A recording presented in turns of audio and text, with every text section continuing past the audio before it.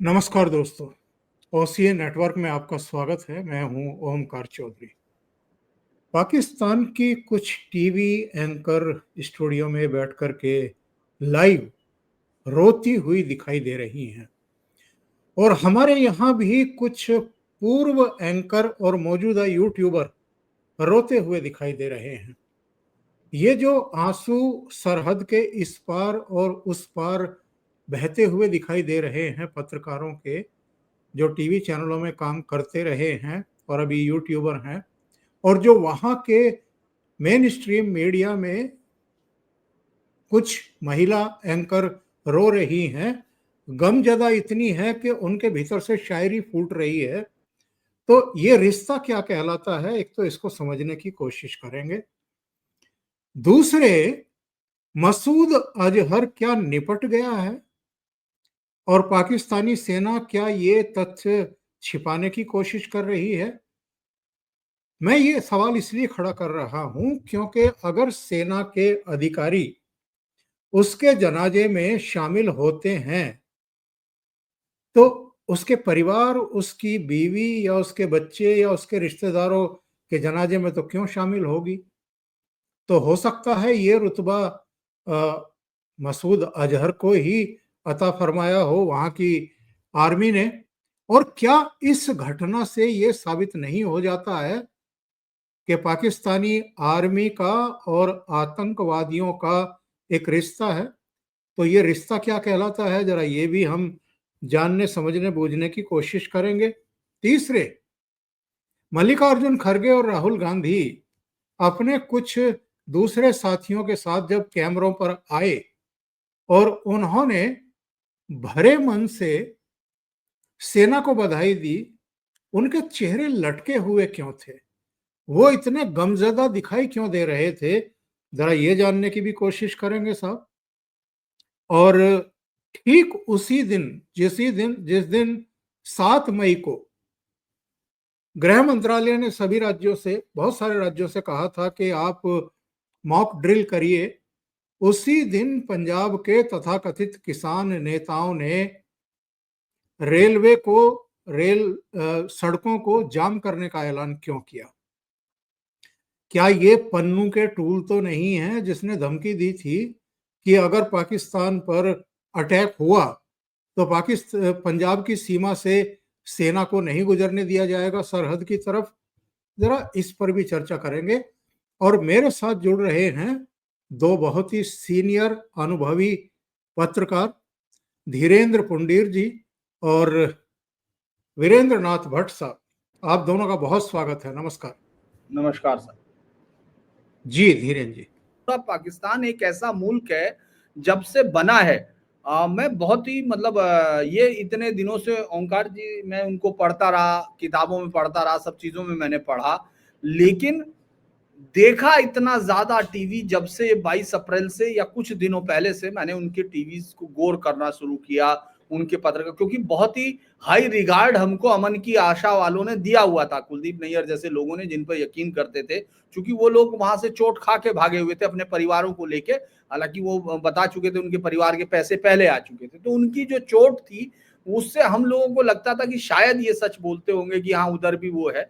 लेकिन इस दौरान मैंने जब देखा तो लगा कि कोई राष्ट्र, पूरा राष्ट्र कैसे स्किज़ोफ्रेनिक हो सकता है, मतलब जो मल्टीपल डाइवर्स पर्सनैलिटी से कैसे कोई राष्ट्र ग्रसित हो सकता है, वो आपको वहां मीडिया में, आप वहां हामिद मीर याद होगा आपको, जो उस दिन जब बालाकोट की स्ट्राइक के बाद कौवे बता रहा था, बेच रहा था कि यहाँ कौवा मरा पड़ा, शायद ये गिरा है, वो झूठ की उस पुलिंदे का एक अखबार में आज भी कॉलम छपता है, हिंदुस्तान के अखबार में, यहाँ हिंदी में उसका कॉलम ट्रांसलेट होके आता होगा, वो छपता है। इसके अलावा आप आज भी वो आदमी 5, ये सोचिए 5 प्लेन गिर गए हैं हिंदुस्तान के, ये कहानी बेच रहा है। उसी तरह से चूंकि जिनको ये हकीकत मालूम होगी, इस बार तो उनको सबूत की जरूरत इसलिए नहीं पड़ी क्योंकि पाकिस्तानी ने खुद ही सबूत भेजने शुरू कर दिया हिंदुस्तान को। आप ये सोच के देखिए कि वो वीडियो, वो सारी चीजें और उनका पूरा स्ट्रेस जो आप देखेंगे, वो ये कह रहे मस्जिद शहीद कर दी। वो लगातार पूरी चीजें, पाकिस्तान एक ऐसा मुल्क है जिसके पास रेशनैलिटी होना असंभव स्थिति में है। ये जो एंकर है, इनको अगर आप रोज देख लें तो ये क्या मतलब, इनका कई बार लगता है कि इनकी किताबों को चलिए ठीक है, उसमें जो भी कूड़ा करकट भरा होगा, वैसे तो हमें अजीज की बुक थी वो डिस्टोर्शन इन हिस्ट्री, इनकी पाकिस्तान की के जी खुद लिखी हुई किताब है। लेकिन अगर आप इनके जो रोज देखें, आप एक एंकर का मैंने आपको जब हम लोग लास्ट टाइम बात कर रहे थे कि वो माले गनीमत में बॉलीवुड की हीरोइनें खोज रहा था, तो जी हाँ, जी हाँ। आप उस जहनियत को सोचिए। उसी जहनियत में बिल्कुल सही लाइन के साथ उन्होंने कहा कि वो मुल्क जो है काफिर और नॉन काफिर में बटा हुआ है, वो मोमिन और काफिर के बीच का है। ये दुख काफिरों के गलबा होने पे है।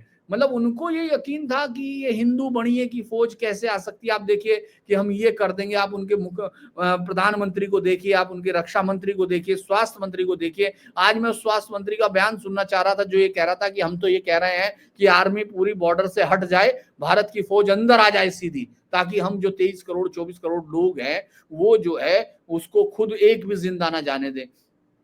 भारत को अपना बॉर्डर पार करने की जरूरत महसूस नहीं हुई, और आप घुटनों के बल रो रहे हैं स्क्रीनों पर।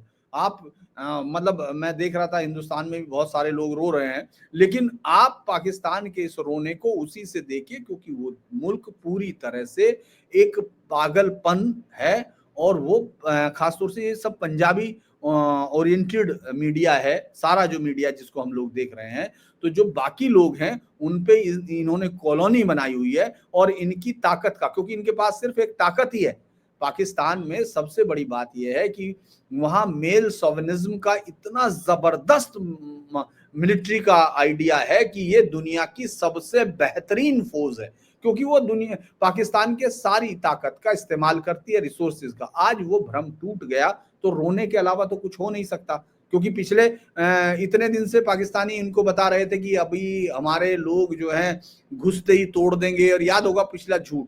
तो वो झूठ जी जब हाँ। झूठ टूट जाता है तो मुझे लगता है इसी तरह की आवाजें दिल से निकलती हैं। जी एक वीडियो दिखाता हूं आप दोनों को और दर्शकों को भी। 4 दिन पहले का है। ऐसे ही स्टूडियो में बैठी हुई एक एंकर किस तरीके से हमारे प्रधानमंत्री को चैलेंज कर रही थी। तो नरेंद्र मोदी जी, क्या खबर है आपकी? आपने तो पाकिस्तान पर हमला करना था ना, कहाँ गुम हो गए? हम तो कब से दस्तरखान बिछाए, सुर्ख कालीन बिछाकर पीएफ के एयरबेस पर आपके इंतजार में बैठे हैं। चाय वाला भी हाथ में केतली लिए मुंतजर खड़ा है। बस जरा पहले बता दीजिएगा कि कितने अफराद तशरीफ ला रहे हैं, ताकि बंदोबस्त भी शाही हो और चाय भी हस्बे तवक्को मिले। वैसे एक और तो बनती है। अरे हाँ, पानी बंद ना कीजिएगा, कहीं ऐसा ना हो कि आप चाय के लिए भी बूंद बूंद को तरस जाएं। आपके जिन लोगों की हमने तो नवाजी की ये है, जो इनकी उन्हीं नवाजों जहनियत से है, ये जो इस तरह की बकवासबाजी वहां पर की जाती है, जो चैलेंज दिए जाते हैं, ये भूल जाते हैं कि भारत की ताकत क्या है और भारत की सेना का पराक्रम और शौर्य और इतिहास क्या है। कितनी बार इनकी पेंटें उतरवाई हैं हमारी सेना ने, कितनी बार इनको घुटने टेकने पर मजबूर किया है। 1971 में कोई दो चार नहीं, 93,000 पाकिस्तानी सैनिकों ने अपने हथियार डाल करके घुटनों पर बैठ करके सरेंडर किया था। जी भट्ट साहब। देखिए साहब, ऐसा है पाकिस्तान का। अब इस समय लंबा इतिहास तो खोजने का समय नहीं है, लेकिन ये आज भी सारी इस्लामी ताकतों के मन में गहरा अफसोस है कि हिंदुस्तान में उनके अनुसार हमने 1000 साल हुकूमत की, लेकिन इतने बड़े सगीर यानी इंडियन सब कॉन्टिनेंट को हम जो है इस्लाम में कन्वर्ट नहीं कर सके। दारुल उलूम देवबंद जो धीरेन पंडित के गांव से बहुत करीब है, वहां आज भी इस बात पे बड़े गहरे रंजो गम का इजहार होता है। और जो अल अजहर यूनिवर्सिटी है इजिप्ट की, वहां आज भी इस बात की चर्चा होती है कि पूरे दुनिया में इस्लाम अगर कहीं शिकस्त खाया है तो खाली वो ये बड़े सगीर में है जिसका नाम हिंदुस्तान है। उन्होंने इसका जो है अफगानिस्तान छीन लिया, और लगभग जो हमारा नॉर्थ वेस्ट जो इंडिया है, सिंध है, बलूचिस्तान है, फ्रंटियर प्रोविंस है, पश्चिमी पंजाब है, छीन लिया। और बाकी ईस्ट बंगाल छीन लिया, लेकिन फिर भी वो इस सभ्यता को मिटा नहीं पाए। और जितने अब्राहमिक रिलीजन हैं, क्रिश्चियनिटी एंड इस्लाम, ये दुनिया को बाइनरी में बांटते हैं, कबड्डी के पाले में बांटते हैं, बिलीवर एंड नॉन बिलीवर। और ये और जो उनकी जो क्रिश्चियनिटी और इस्लाम की जो सनातन धर्म से जो नफरत है, वो कयामत तक रहेगी, वो जाने वाली नहीं है। लेकिन जो बुनियादी बात हुई है आज, वो सबसे बड़ी ये है कि पहली बार 78 इयर्स में भारत ने आज इस मेंटल बैरियर को क्रॉस कर लिया कि हम पाकिस्तान पे मुकम्मल हमला कर सकते हैं। आज 9 जो टारगेट सेलेक्ट किए गए थे, उसमें 5 पंजाब में थे। पंजाब पाकिस्तान का दिल है, पंजाब पाकिस्तान का गर्भगृह है। पंजाब, हालांकि गर्भगृह बहुत पवित्र शब्द है, इसका पाकिस्तान के संदर्भ में मैं इस्तेमाल नहीं करना चाहूंगा, फिर भी मैंने कर दिया। तो तो पंजाब जो है दिल है, हृदय है पाकिस्तान का। तो और ये पंजाब पाकिस्तान का कोर है। India took 78 years to cross this mental barrier. कहने को तो पाकिस्तान से आतंकवाद पिछले 30-40 साल से हो रहा है, पंजाब के समय से, 78 से या 80 से। लेकिन वो तो 14 अगस्त 1947 को ही शुरू हो गया था। और आपको भी जानकारी है कि अगस्त 1947 में कबालियों के, ट्राइबल्स के फॉर्म में पाकिस्तानी सेना के रेगुलर लोगों ने हमला किया था कश्मीर पे। और कश्मीर के जिस भाग पे आज पाकिस्तान काबिज है, नेहरू की मेहरबानी से वो हिस्सा पाकिस्तान का आज भी बना हुआ है। तो पहली बात तो ये है कि आज जो 1000 साल पुरानी गलती थी पृथ्वीराज चौहान की, वो आज दूर हो गई। और दूसरी बात ये है कि ये अब जो है और अब जो है पाकिस्तान के सामने ये बहुत बड़ा चुनौती है। जो अब तक चुनौती और जो दबाव प्राइम मिनिस्टर नरेंद्र मोदी के ऊपर था कि भारत जवाब कब देगा, तो प्राइम मिनिस्टर ने जवाब दे दिया। उन्होंने 22 अप्रैल को कहा था कि जाओ जाके मोदी को बता देना कि हमने तुम्हारे पति को मार दिया।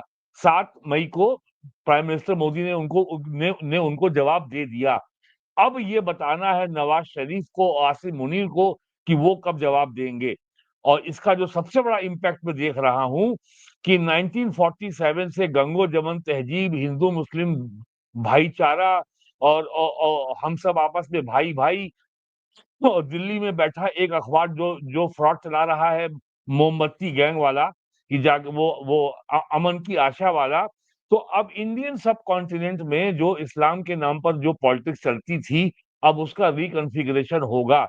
जो प्रोफेसर जो जनरल बिपिन रावत जो चीफ ऑफ डिफेंस स्टाफ थे, उन्होंने अपनी मिलिट्री डॉक्ट्रिन में कहा था भारत का 2.5 फ्रंट पे मुकाबला है, चीन, पाकिस्तान और एक आधा जो भारत के अंदर पाकिस्तान बैठा है। वो आधा नहीं, पूरा है वो। और ये फिफ्थ कॉलमिस्ट हैं, ये आस्तीन के सांप हैं। और पहलगाम की घटना के बाद जिस तरीके से जहां जहां जिस शहर में पाकिस्तान के झंडे सड़क पे लगाए गए, और जिस तरीके से बुर्के वाली महिलाओं ने और दाढ़ी वालों ने मिल करके उन उन झंडों को हटाया, उखाड़ा, और उन झंडों, पाकिस्तान के झंडों को लगाने का विरोध किया, पाकिस्तान के झंडे के समर्थन में उतरे। जिस तरीके से 1 लाख पाकिस्तान की महिलाएं लॉन्ग टर्म वीसा पे इंडिया में रह रही हैं, और यहाँ बच्चे पैदा करने की फैक्ट्री है। और लगभग 50,000 से 1 लाख जो है भारतीय महिलाएं, जिनके जिनका निकाह पाकिस्तान में हुआ है और रहती यहाँ पे हैं भारत में। और भारत सरकार की सभी कल्याणकारी योजनाओं का भरपूर लाभ ले रही हैं। यहाँ पे उनके पास वोटर कार्ड भी है, पैन कार्ड भी है, आधार कार्ड भी है। और वो यहाँ के नागरिक की सारी सुविधाएं वो का लाभ उठा रही हैं। तो अब ये जो इंडिया के अंदर जो पाकिस्तान है, जिसको इंडी अलायंस, जिसको बीजेपी ने पिंडी अलायंस कहा है, यानी रावलपिंडी जहाँ पे पाकिस्तान आर्मी का हेडक्वार्टर है, जीएचक्यू है, ये पिंडी अलायंस का जो समर्थन था, और जिस तरीके से ये इन लोगों ने, केवल ये इनकी स्ट्रेटजी है कांग्रेस की, समाजवादी पार्टी की, और लालू यादव की पार्टी की, तमिलनाडु में डीएमके की, हिंदुओं को गाली दो, सनातन धर्म को गाली दो, भगवान राम को गाली दो, हिंदू धर्म को कोड़ कहो, नरक कहो, कोविड कहो, एचआईवी एड्स कहो, जितनी हर संभव गंदी गाली है दो। और मुसलमानों को कंसोलिडेट करो, हिंदुओं को बांटो और यहाँ राज करो। तो ये जो राजनीति यहाँ पिछले 10 साल से चल रही थी, और जो 2024 के लोकसभा चुनाव में बहुत मुखर होकर सामने आई है, और जिसका भयानक परिणाम अभी हमने अप्रैल के महीने में पश्चिम बंगाल के मुर्शिदाबाद में हमने देखा, जहां हिंदुओं का कत्लेआम हुआ, जनसंहार हुआ। और कोई कांग्रेस की ओर से प्रियंका गांधी को बहुत चिंता है फिलिस्तीन की, राहुल गांधी को चिंता है फिलिस्तीन की, वो और लेकिन मुर्शिदाबाद के बारे में उनका एक शब्द नहीं आया।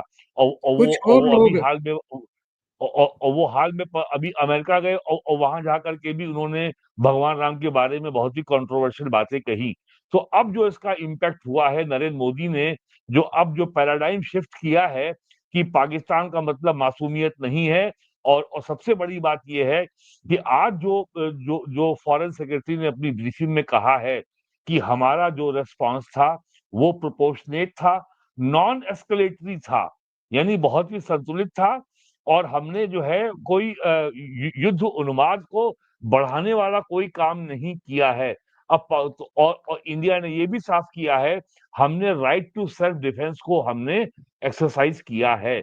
हमको अपनी रक्षा करने का अधिकार है, आत्मरक्षा का अधिकार है, इसके तहत हमने ये कार्रवाई की है। अब पाकिस्तान क्या कहेगा? क्या वो अभी। इंडिया के जवाब का जवाब देगा, जी रिटेलिएट जी, करेगा, किस आधार पे करेगा? उस पर आते हैं भट्ट साहब। मैं दो पाकिस्तानी एंकर्स मैंने दिखाए, तीसरा एक और दिखाया जो नरेंद्र मोदी को चुनौती दे रही थी। अब जरा अपने यहाँ के दो एंकर की आवाजें सुनवाता हूँ। पहली आरफा खानम शेरवानी, और फिर रवीश की आवाज सुनवाता हूँ। और जरा ये सोचिए, और भारत सरकार सोचे कि ऐसे माहौल में ये किसकी तरफ खड़े हुए हैं। आरफा की आवाज सुनिए। कहा कि हम खून खराबा नहीं चाहते, हम ये भी नहीं चाहते कि वहां से आतंकवाद हो, हम ये भी नहीं चाहते कि दोनों देशों के बीच युद्ध हो और जो मासूम नागरिक है वो मारे जाए। पाकिस्तान कह रहा है कि कई उसके नागरिक मारे गए, उसमें जाहिर है कोई आतंकवादी नहीं है। सिद्धार्थ, सबसे बड़ी बात तो यही है कि उनमें अभी तक कोई आतंकवादी नहीं मारा गया।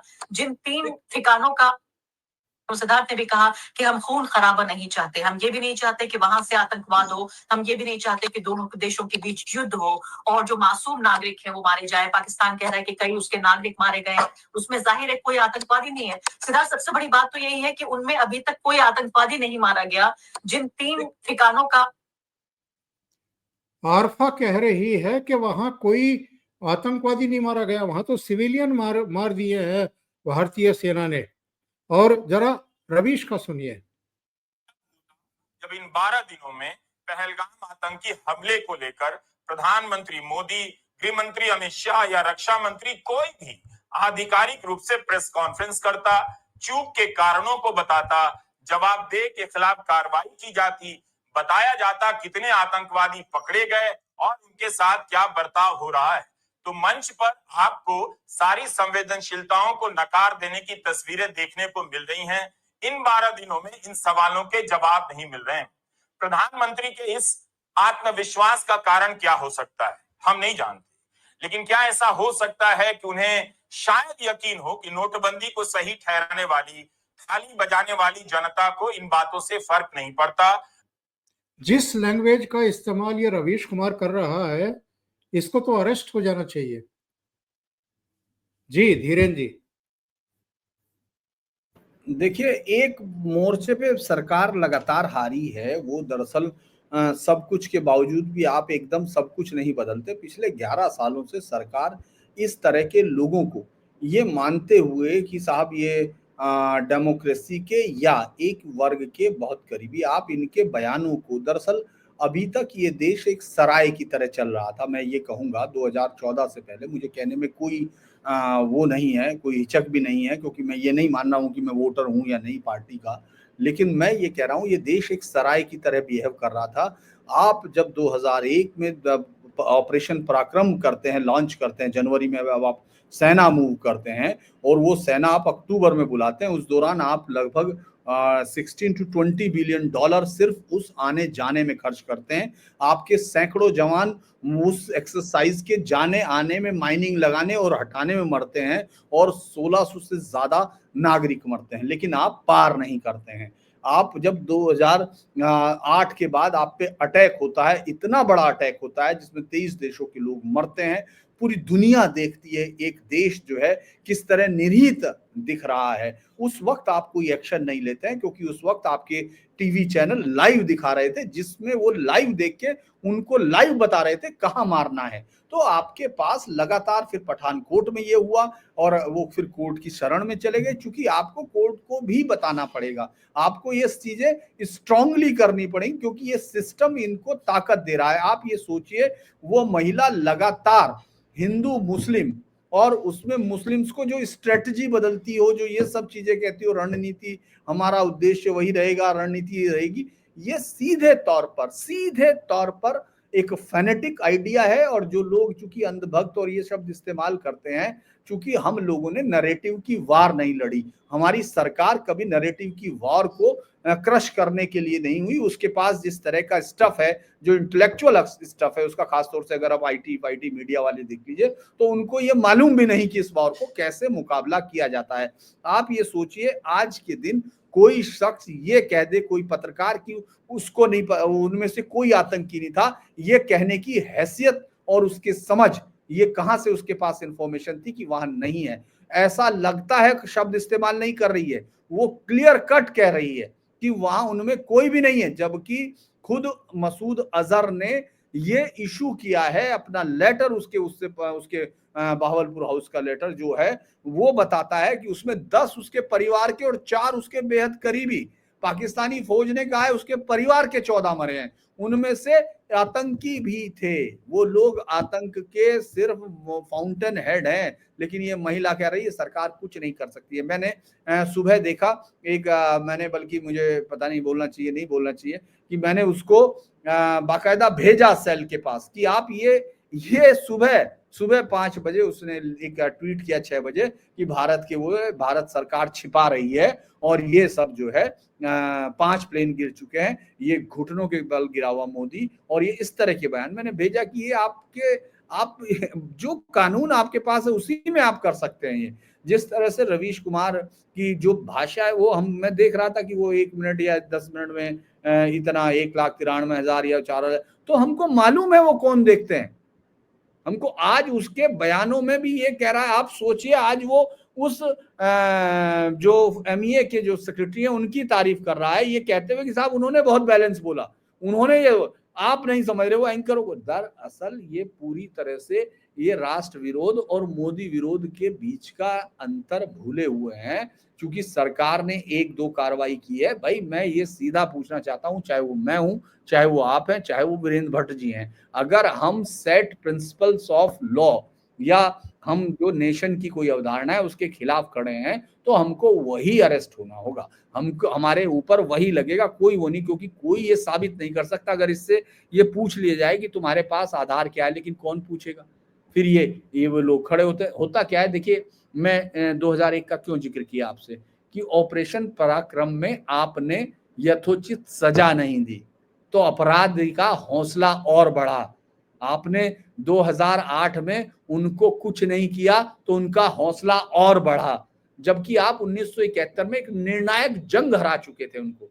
1999 में भी अगर कारगिल वार भी देखें तो आपने उनको एक तरह से, हालांकि आपको LOC पार करनी चाहिए थी, वाजपेयी का जो एक ऑरा था, क्योंकि जब आपके पास कुछ और नहीं होता तो आप सड़े हुए फलों में से जो कम सड़ा होता है इस तरह से चुनते हैं, क्योंकि आप 2-2 बार आपके सामने ऐसी स्थिति आई जब आपको LOC पार करनी थी, आपने नहीं की। और पराक्रम तो, ऑपरेशन पराक्रम तो आपको मालूम ही नहीं था कि आप क्यों करना चाह रहे थे, बस सिर्फ आपने कर दिया था कि आप सेना भेज दो और वापस बुला लो। उस तरह से जब आप इस तरह के निर्णायक चीजों पे करते हैं, और जब आप उनका, आप देखिए शुरुआत कहाँ से हुई थी, शुरुआत वहां से हुई JNU में, जिन्होंने कहा तेरे टुकड़े होंगे भारत, तेरे टुकड़े होंगे। अरे भाई, कौन सी दुनिया की ताकत है जो ये कहती हो कि हम देश तोड़ने तक रखेंगे? अमेरिका ने हॉवर्ड का बंद किया ना, कोर्ट वहां भी है ना, वहां वो सबसे बड़ी डेमोक्रेसी है ना, वो भेज रहे हैं ना, तो आपको क्या दिक्कत थी? आपको उनको अरेस्ट करना चाहिए था, कोर्ट तक आखिरी दम तक लड़ना चाहिए था, चीफ जस्टिस से लड़ना चाहिए था, क्योंकि आपको वो नरेशन क्रश करना चाहिए। उन सबके एडमिशन आप कैंसिल कर सकते थे, क्योंकि वो हमारे पैसे से पलते हैं, ये कोई वो नहीं है, वो बहुत बड़े बड़े बयान देते हैं, लेकिन वो सब टिक नहीं सकते। होता क्या है कि इनके पास ना कोई प्रवक्ता है, ना इनके लोग हैं। वो उनके सामने धज्जियां उड़ा देता था। जब हम कन्हैया कुमार को देखते थे, संबित पात्रा टाइप लोग वो सामने जाते थे जब उसके, क्योंकि वो आपने चुने ऐसे लोग हैं, तो ये नैरेटिव का मुकाबला नहीं कर पा रहे, वरना तो ये कल का करण थापर का इंटरव्यू और आपके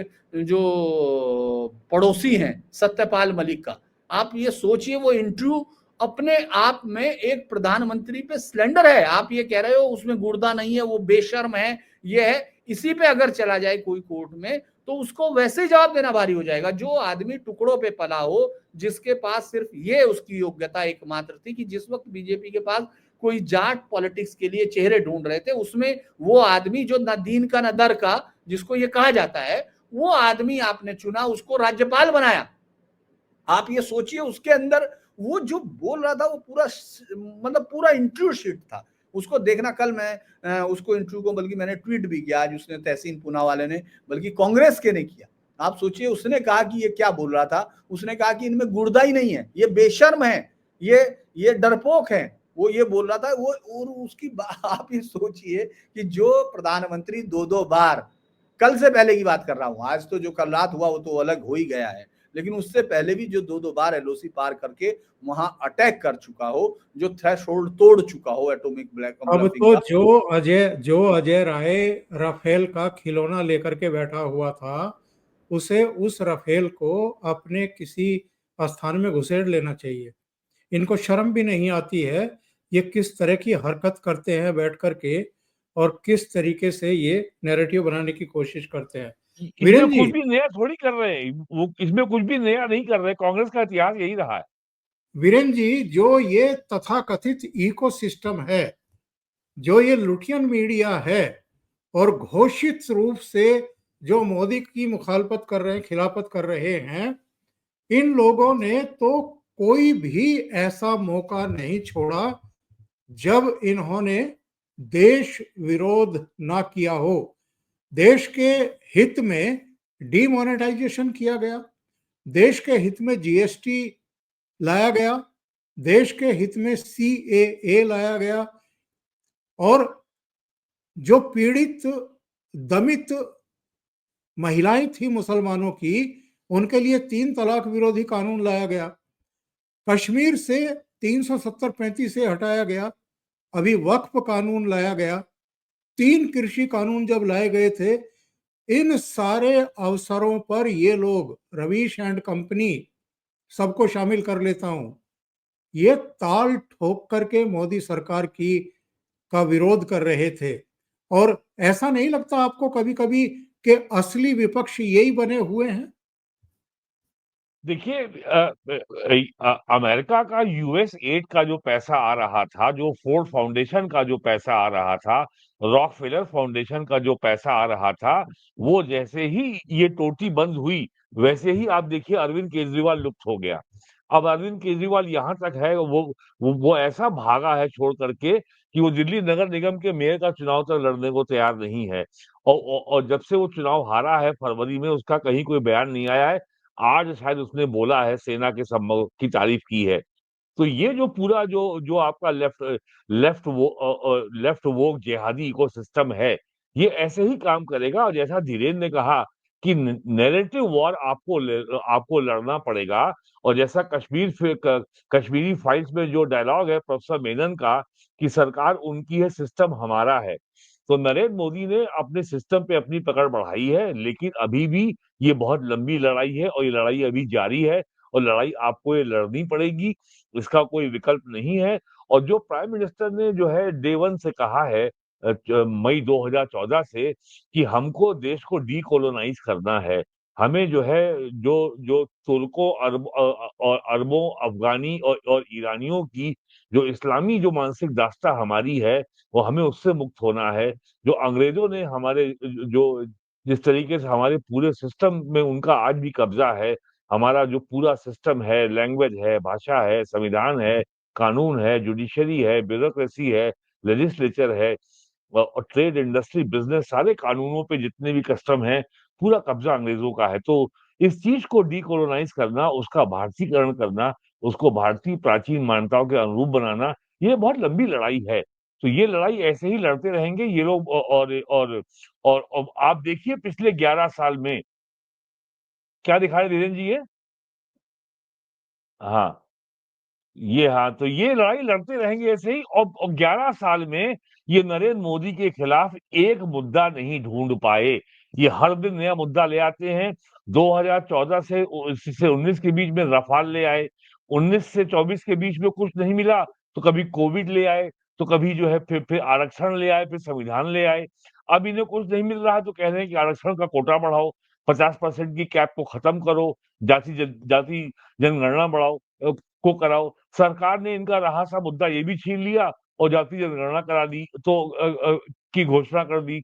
तो ये लड़ाई ऐसे ही चलेगी, और ये जितने जोकर्स हैं, ये जो आपने नाम लिया यूट्यूबर्स का और ये सोशल मीडिया इन्फ्लुएंसर्स का, ये जो है आजादी के पहले से ये जो कॉलोनियल सिस्टम में अंग्रेजों की बनाई हुई व्यवस्था में जो सिस्टम पला बढ़ा है, और इसकी 3 पीढ़ियां हो गई हैं।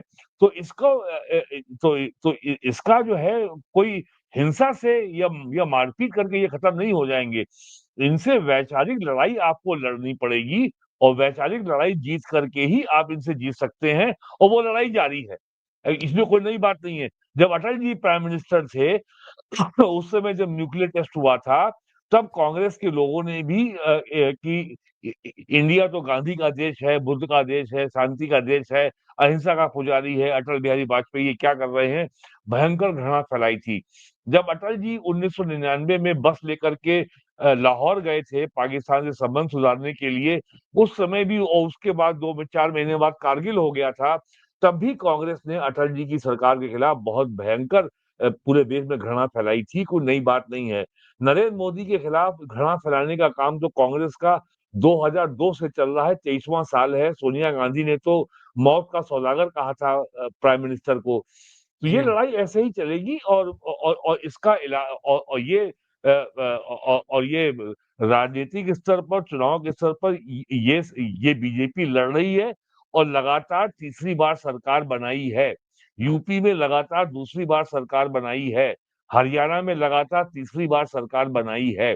तो ऐसा नहीं कि बीजेपी इस संघर्ष में आगे नहीं बढ़ रही है, लगातार ये संघर्ष जारी है, और ये लोकतंत्र की खूबसूरती है, सुंदरता है कि ये लड़ाई शांतिपूर्ण तरीके से लड़ी जाए, और दोनों पक्ष जनता के बीच में जाएं, अपनी बात कहें, देखें जनता समर्थन किसको देती है, और ये 3 लोकसभा चुनाव में सामने आ चुका है।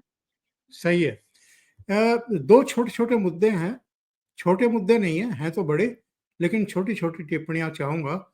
एक तो मैं धीरेन जी के पास जाऊंगा इसके लिए। धीरेन जी, ये मसूद के परिवार के जनाजे में सेना का शामिल होना, ये क्या बताता है?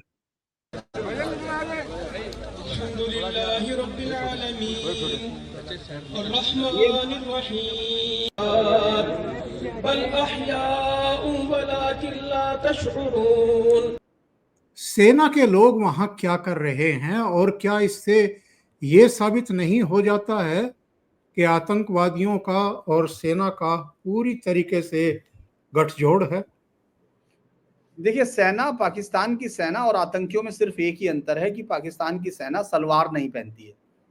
वो आतंकी वहां के जो सलवार और कमीज पहनते हैं, और इसमें भी बहुत सारा मीम्स हमारे यहाँ बनता है आजकल कि वो सलवार उनको तब पहनाई थी जब इस्लामिक आक्रमणकारी इस देश में आए थे, तो उनसे उनकी जो सलवार, हाँ, तो उनको जो है धोतियां उतार के सलवार, तो आतंकी आज तक सलवार पहनते, वरना पाकिस्तान की फौज और आतंकियों में कोई भी अंतर नहीं है। दोनों उसी किताब को रट के आते हैं, दोनों उसी किताब को नाफिज करने के लिए रखते हैं, दोनों के लिए सरिया सबसे बड़ा कोर्ट है।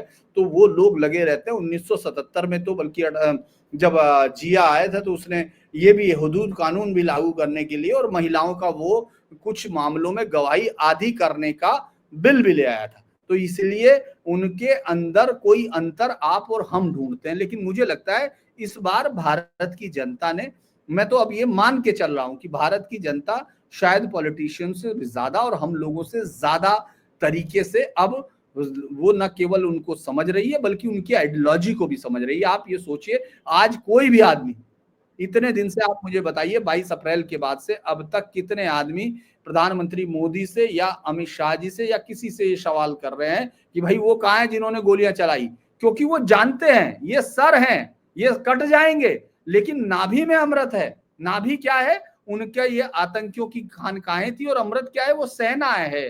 तो हम भारत की जो जनता को मैं मानता हूं कि उसको इतनी अब पूरी अवेयरनेस है, वो कह रही कि वो तो ढूंढ ही लेंगी ना हमारी एजेंसी, वो देश के किसी भी हिस्से में छिपेंगे, वो कुत्तों की मौत मारे जाएंगे, उनको उसी तरह उठा के लाया जाएगा जिस तरह से बाकी सब। लेकिन जो इसका फाउंटेन हेड है उसको तबाह करना है, तो पाकिस्तान की सेना उनका फाउंटेन हेड है। और चूंकि बहावलपुर में इसलिए है क्योंकि पाकिस्तान की सेना के लोग वहां बाकायदा जाते हैं ट्रेनिंग के लिए, और उनके लिए जो छाटा जाता है दोराए खास के लिए, दोराए आम के लिए लेके जाते हैं बहुत सारे लोगों को, लेकिन दोराए आम के लिए भी खुद मिलिट्री वहां बाकायदा हैंडलर हैं, वहां उनके उनके आईएसआई के जो अधिकारी हैं, जो कर्नल से ब्रिगेडियर लेवल होता है अलग अलग पे, वो उनको हैंडलर वहां से उनको सेलेक्ट करते हैं और वो लेके जाते हैं। ये अभी अभिनव पंडा की बुक है, उसमें भी पूरा इनसाइड द जैश ए मोहम्मद है, चूंकि जैश ए मोहम्मद का पूरा कंप्लीट हुआ है, और ये तमाम लोग इसलिए शामिल है क्योंकि जैश इनके लिए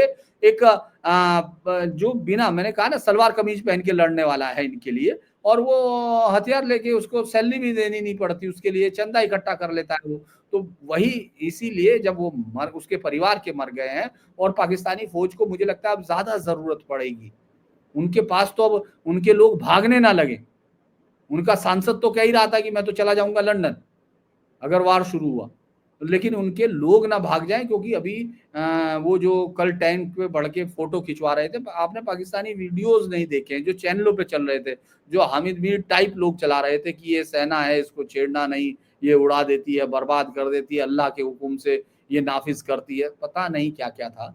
तो मुझे लगता है तो आश्चर्य नहीं होना चाहिए, और वैसे भी दुनिया को इस सबूत की अब जरूरत नहीं है, हमको भी जरूरत नहीं है। जनता कह रही है हमको कोई सबूत नहीं चाहिए आपसे, हमको आपसे कुछ नहीं पूछना है, हमको सिर्फ पाकिस्तान को अच्छे से डेसिमेट करो, उसको टुकड़ों में करो, और एक जो पाकिस्तान में जो पंजाब की जो उनके ऊपर मोनोपोली है, जिस तरह से पंजाब ने उनको बलूचियों को बिल्कुल दबा रखा, नष्ट कर रखा, खैबर पख्तूनिया को उन्होंने खत्म कर रखा है, और सिंध पर उनकी कब्जेदारी है, तो आप हिंदुस्तान से उम्मीद कर जी। वीरेन जी, मैं आपके पास आता हूं। एक सैफ अली वैद्य ने ट्वीट किया जी और जी एक सवाल उठाया। उन्होंने कहा कि ये जो राहुल गांधी आकर के कैमरों पर बात कर रहे हैं सीडब्ल्यूसी के बाद, ये इतने उदास क्यों दिखाई दे रहे हैं?